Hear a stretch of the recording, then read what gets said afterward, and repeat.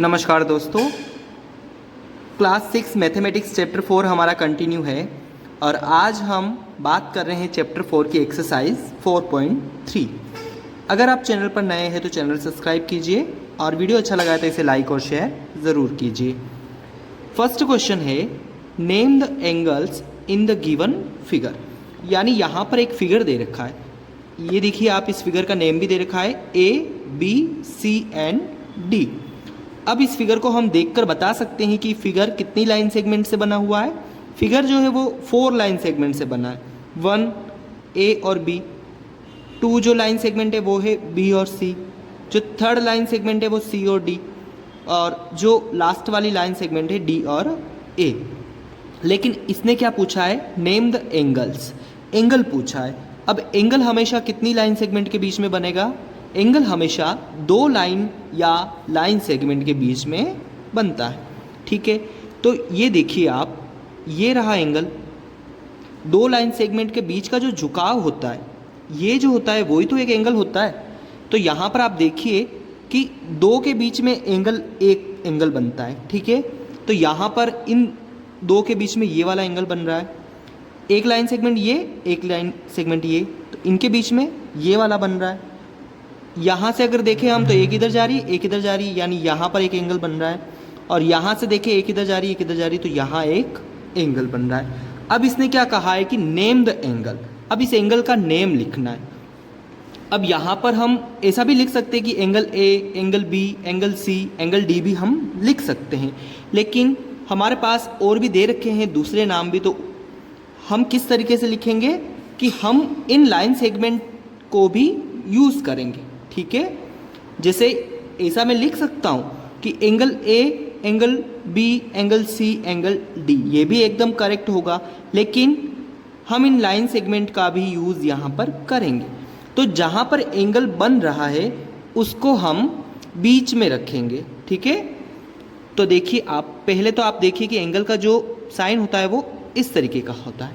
ठीक है, अब यहाँ एंगल A पर बन रहा है तो DAB, DAB। ठीक है, सेकंड क्या लिखेंगे हम, B पे बन रहा है तो ABC। थर्ड क्या लिखेंगे अब हम, C पे है तो BCD, और लास्ट D पे बन रहा है तो CDA, CDA। तो अब आप देखिए कि एंगल किस किस पर बन रहा है, A पर बन रहा है, B पर बन रहा है, C पर बन रहा है और D पर बन रहा है। यानी ये जो नाम दे रखा है, इस नाम को देखते ही हमें पता चल जाएगा कि जो बीच में है उसके ऊपर एंगल बन रहा है। तो इस तरीके से इसका आंसर लिखना है हमें। अब सेकंड क्वेश्चन देखते हैं हम, in the given diagram name the points. तो यहाँ पर भी कुछ डायग्राम दे रखे हैं, यानी ये जो डायग्राम दे रखा है इससे रिलेटेड यहाँ कुछ क्वेश्चंस पूछे गए हैं, उन क्वेश्चंस का हमें आंसर बताना है। In the interior of DOE।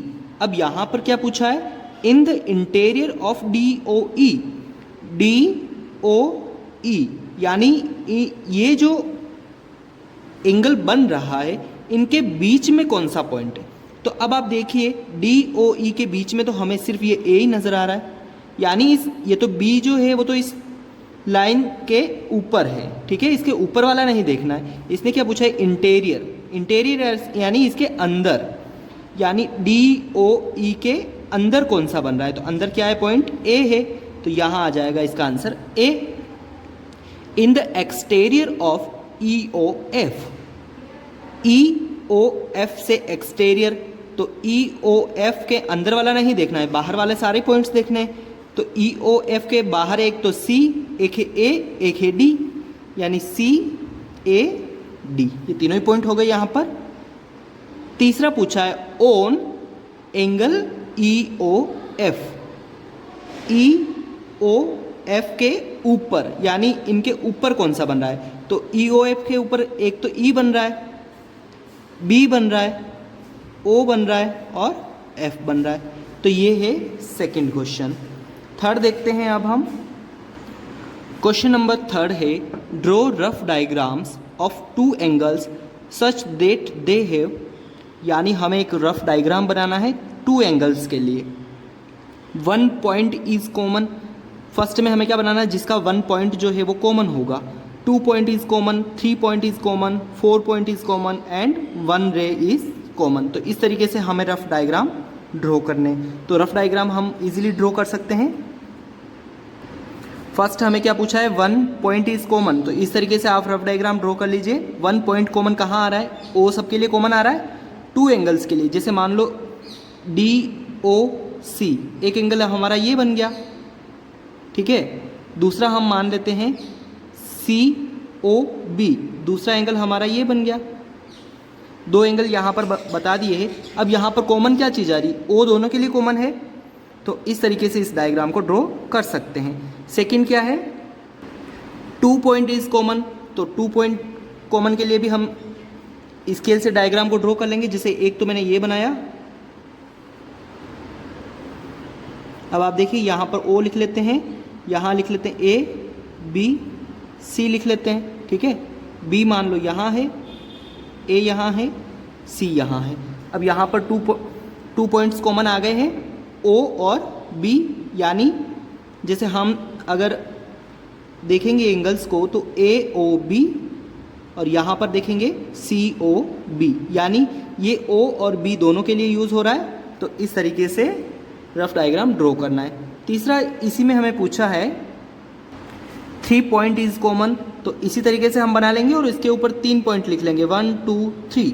अगर हमको 4 पॉइंट कॉमन पूछेंगे तो यही डायग्राम हो जाएगा। पॉइंट तो 4 है, यहाँ पर B को भी हम इंक्लूड कर लेंगे। जैसे आगे वाला पूछा है हमें कि 4 पॉइंट इज कॉमन, तो आप देखिए इसमें 4 पॉइंट कॉमन हो गए, O D C और A 4 पॉइंट कॉमन हो गए, दोनों के लिए यूज़ हो रहे हैं। इस एंगल के लिए भी यूज़ हो रहे हैं और इस एंगल के लिए भी यूज़ हो रहे हैं, ठीक है। लास्ट पूछा है कि 1 रे इज कॉमन। तो रे कौन सी कॉमन हो रही है, ये रे तो है, यहाँ से लगाकर यहाँ तक एक रे है पूरी। तो ये रे जो है वो इसके लिए भी यूज़ हो रही है और इस एंगल के लिए भी यूज़ हो रही है। तो ये कॉमन हो गई। तो ये थी एक्सरसाइज 4.3।